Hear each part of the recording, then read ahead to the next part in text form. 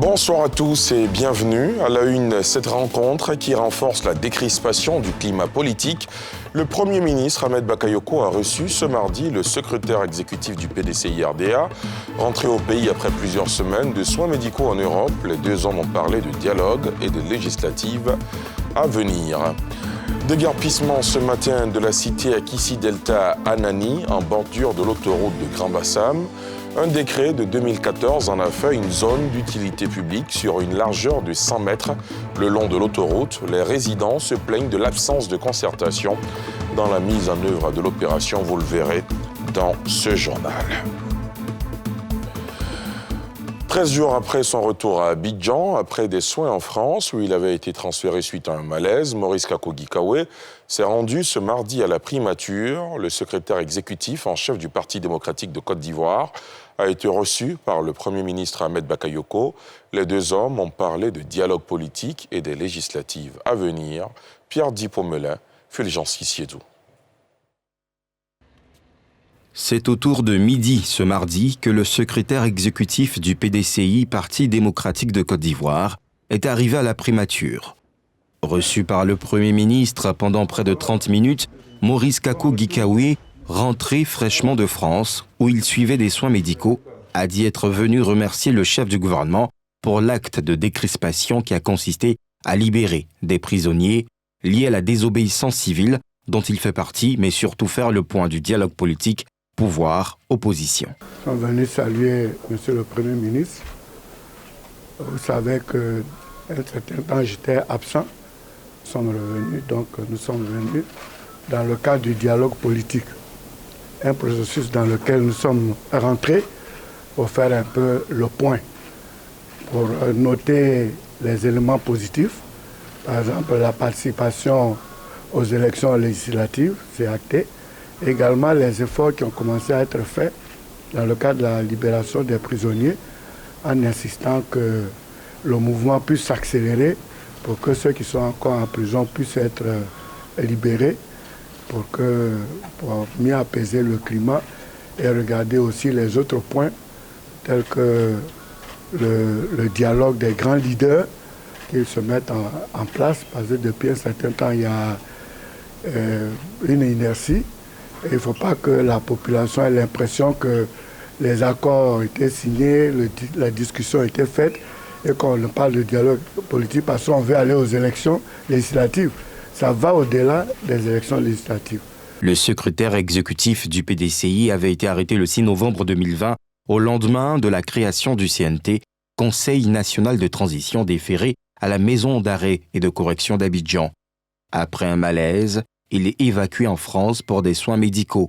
Libéré sous contrôle judiciaire, Maurice Kakou-Gikawe est candidat dans la circonscription de Gagnoa, sous-préfecture. Le Royaume du Maroc s'intéresse à la question de la réconciliation en Côte d'Ivoire. Son ambassadeur s'est rendu aujourd'hui au ministère de la Réconciliation nationale. Abdelmalek Kettani et le ministre Kouadio Konambertin se sont engagés à partager leur expérience en vue de faire avancer le chantier de la réconciliation en Côte d'Ivoire. Salif Yelekwe, Tanguy Conan. L'ambassadeur du Maroc en Côte d'Ivoire, Abdelmalek Kettani, s'est rendu ce mardi au ministère de la Réconciliation nationale. À cette occasion, l'hôte du ministre Kouadio Konambertin a réitéré le soutien du Royaume pour une réconciliation vraie entre les fils et filles du pays et surtout la stabilité en terre ivoirienne. Je suis très heureux de visiter le ministre et le ministère de la Réconciliation nationale, ministère important qui travaillera certainement sous l'égide de Monsieur le ministre pour réconcilier toutes les parties prenantes du processus en Côte d'Ivoire. Processus très important, réconciliation très importante qui permettra à ce beau pays en lequel nous croyons, qui a un potentiel formidable et qui avance dans la bonne direction sous l'égide du président Alassane Ouattara. Je pense qu'aujourd'hui, des pas importants ont été faits. Il convient à toutes les parties prenantes de se mobiliser. Pour sa part, le ministre de la Réconciliation s'est réjoui de cette visite qui démontre la vitalité des relations entre la Côte d'Ivoire et le Maroc. Notre ministère est tout nouveau. Nous recevons la visite quand même de l'ambassadeur du Maroc chez nous. C'est une visite qui nous honore. Nous sommes deux peuples frères qui sommes condamnés à évoluer ensemble. Dans les moments difficiles, nous nous assistons mutuellement. C'est le lieu de dire que toutes les propositions, de quelque nature que ce soit, pour faire avancer la Côte d'Ivoire, sont les bienvenues. Les relations diplomatiques entre la Côte d'Ivoire et le Maroc datent d'août 1962. On s'intéresse maintenant à la santé de l'école ivoirienne, au cœur du dossier de la rédaction. Officiels, parents d'élèves, observateurs et acteurs du secteur se prononcent suite au programme d'analyse des systèmes éducatifs de la Confémen, PASEC 2019, diffusé il y a quelques jours, qui souligne des insuffisances de notre système éducatif. Un rapport qui avait suscité une vague de réactions, notamment sur les réseaux sociaux. Un sujet de Salif Yalekwe, Fulgence Kissiedou et Tanguy Conan.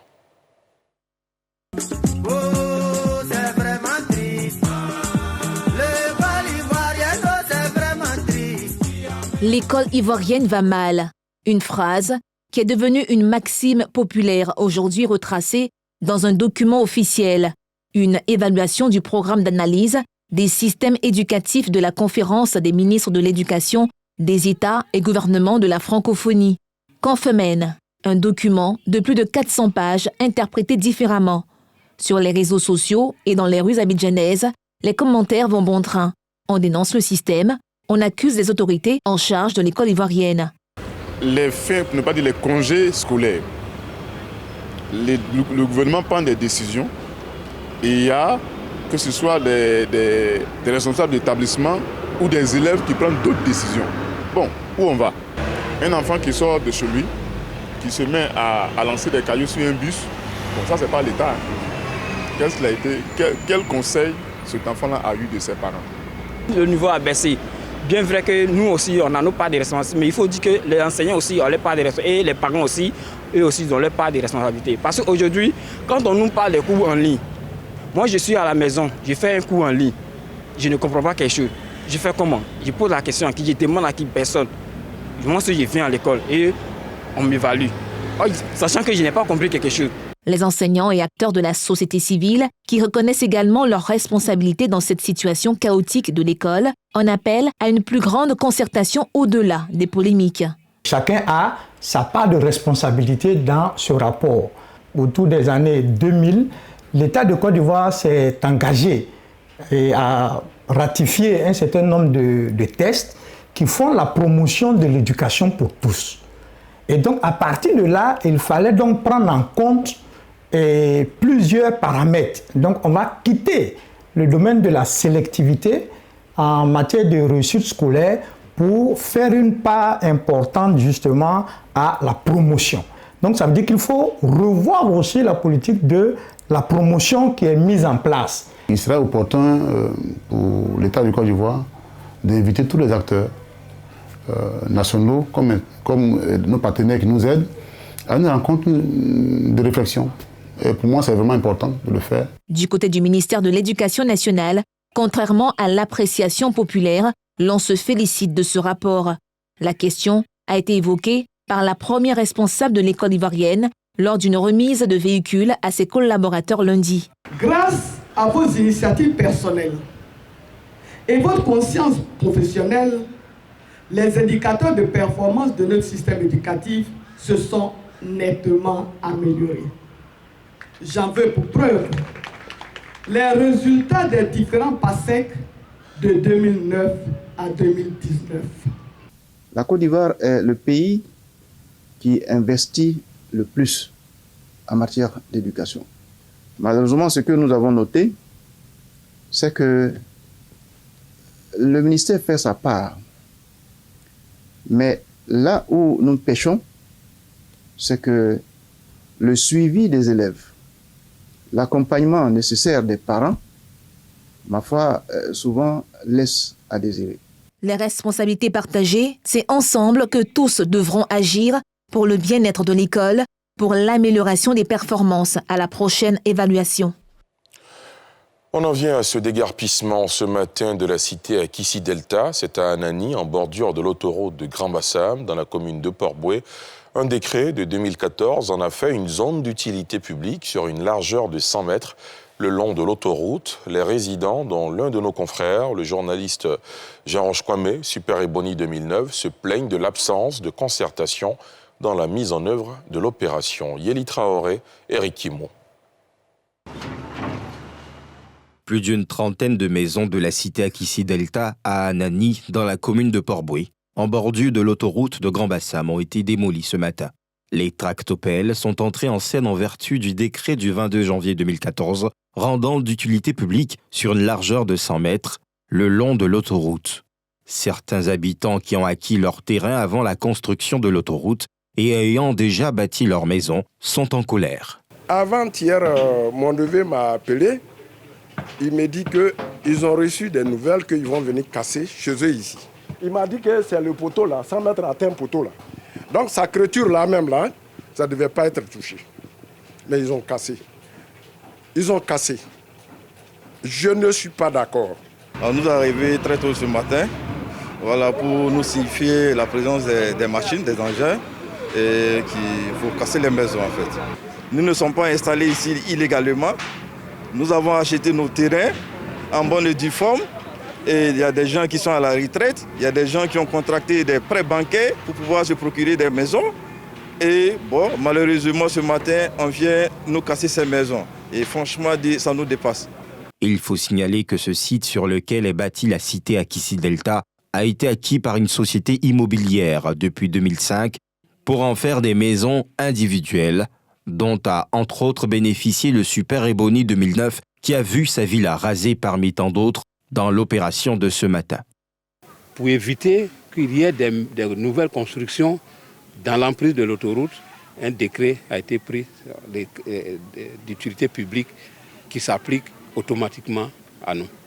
Et en appliquant le décret de 100 mètres, voilà le résultat que ça donne. On n'est pas venu après l'autoroute. L'autoroute est venue nous trouver. Donc s'il y avait des travaux à faire, c'est au moment où on faisait l'autoroute qu'on nous disait qu'il y a une emprise de 100 mètres qu'il faut respecter, donc allez, on vous déguerpit. Ça n'a pas été le cas. On n'a jamais rencontré un responsable qui est venu vers nous. D'abord, pour dédommager, il faut faire une enquête pour savoir il y a combien de familles qui sont impactées. Ça n'a pas été fait. C'est une cité, ce n'est pas une habitation précaire, ce n'est pas des bidonvilles. Une opération immobilière en bonne et due forme. Rien n'a été prévu pour dire on va casser vos maisons. En attendant, on vous met dans tel endroit. Mis en cause par les résidents de la cité, les services du ministère de l'Équipement routier se proposent de réagir dans les meilleurs délais. En attendant, les résidents ont décidé de constituer un avocat pour leur défense dans cette affaire qui, selon eux, est déjà pendant au niveau de la justice.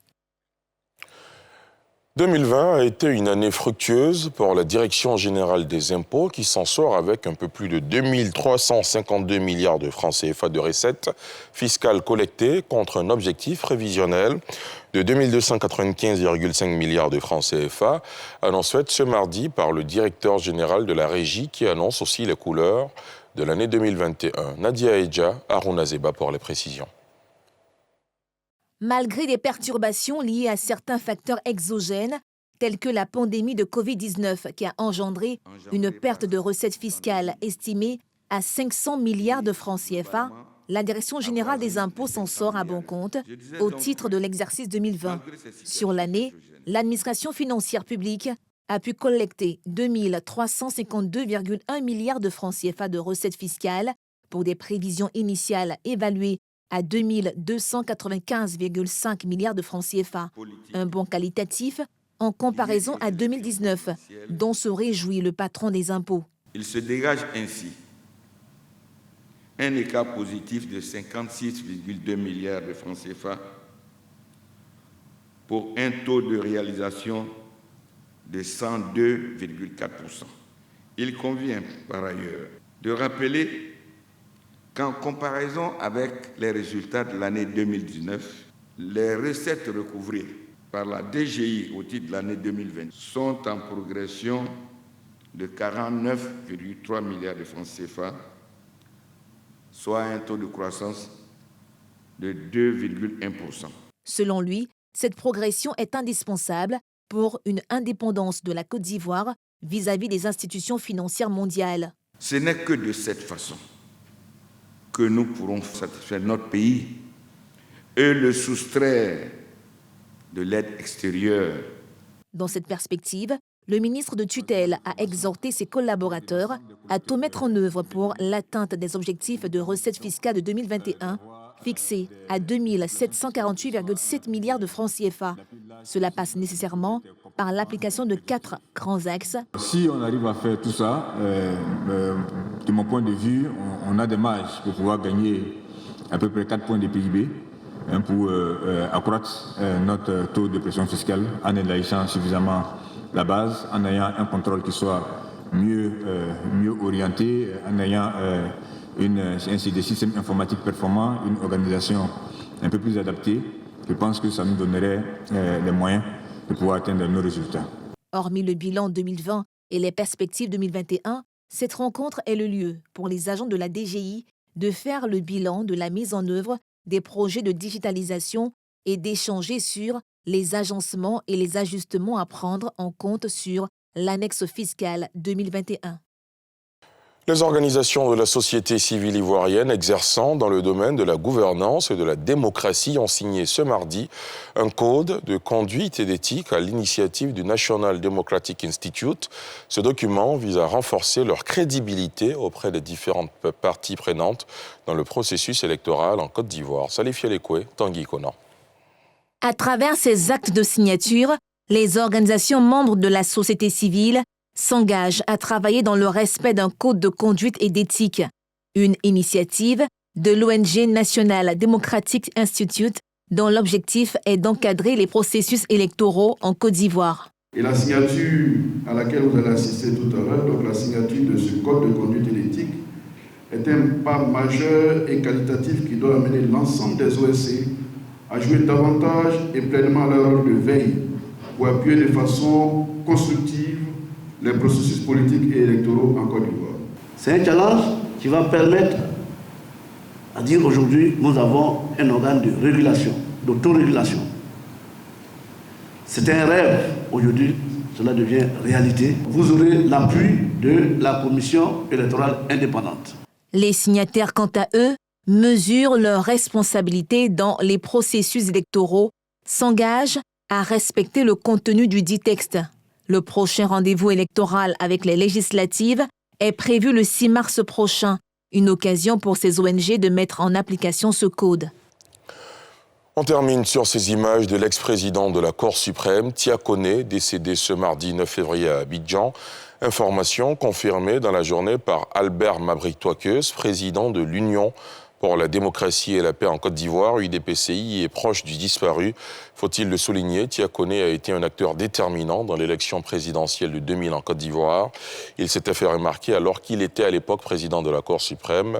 Il avait rejeté notamment les candidatures de 2 poids lourds de la course au fauteuil présidentiel, Henri Konan Bédié et Alassane Ouattara. À sa retraite, Tia Koné a adhéré à l'UDPCI avant de créer son propre parti, l'Union pour la défense de la République, UDR, en avril 2018. Voilà, c'est ici que prend fin ce journal préparé par l'ensemble de la rédaction. Merci de l'avoir suivi. Rendez-vous demain à 19h50.